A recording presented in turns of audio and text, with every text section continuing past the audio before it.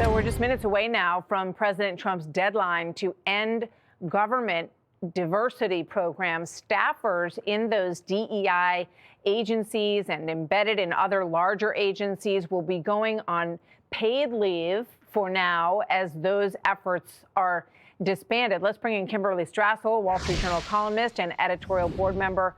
Kimberley, great to have you with us. This is something the president campaigned on, and he is acting on it fairly quickly here. These people, do you have an understanding of what will happen to these individuals, like how long they're going to be paid for, how many of them are embedded in these agencies? Well, the number, Martha, we don't have a specific one, but it's probably pretty shocking. It would be shocking to most Americans.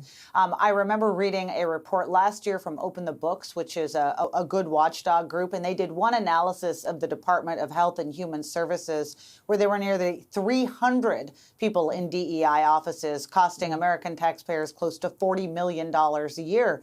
And by the way, on the money front, that's not counting all the money that they oversee putting out grants to different entities and agencies attempting to inspire more diversity in certain workforces or environments.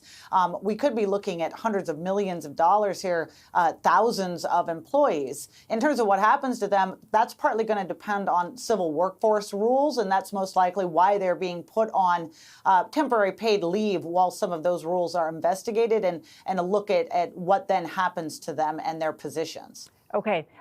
This is Al Sharpton's reaction at the National Action Network on Monday. Watch this. You denied us equity. You denied us inclusion. DEI was a remedy to the racial institutional bigotry practiced in academia and in these corporations. Now you want to put us back in the back of the bus. We gonna do the Dr. King Rosa Parks on you.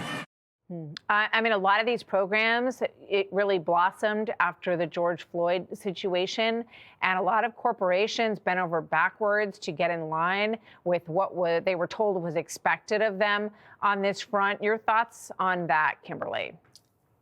Yeah, I mean, Martha, that attitude you just heard there, it's not the dominant view in this country anymore. And the people who are lamenting the end of this need to remember how new this is. It was entirely stood up by Joe Biden, who embraced it on the campaign trail after the BLM protests and riots and after choosing Kamala Harris.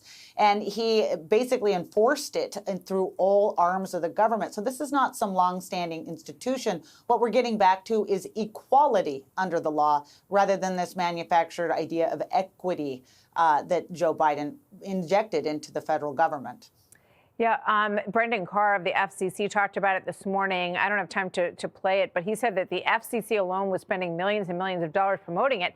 And I think the larger point is that the president wants to return to hiring people based on merit. He also increased the Black and Hispanic voters for his candidacy this time around. Quick thought on that, Kimberley. Yeah, which, by the way, I mean, this is the way that most Americans, increasing number of Americans, want to get back to. And also, it's just been re-emphasized by the Supreme Court in decisions like its racial preferences judgment. Kimberley Strassel, Wall Street Journal. Thank you, Kimberley. Always good to see you. Hey, Sean Hannity here. Hey, click here to subscribe to Fox News YouTube page and catch our hottest interviews and most compelling analysis. You will not get it anywhere else.